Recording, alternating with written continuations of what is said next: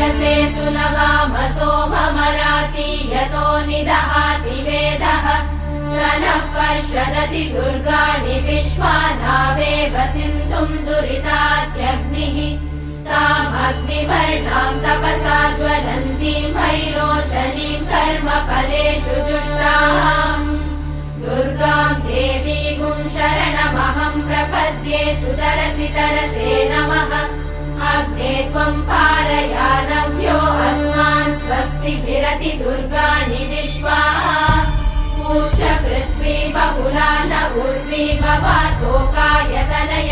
शम्योः विश्वानि नो दुर्गः जातवेदः सिन्धुन्न नावादुरितातिवर्षि अग्ने अत्रिवन्मनसा गृणानोऽस्माकम् बोध्यपिता तनूना पृतनाजितगुंसा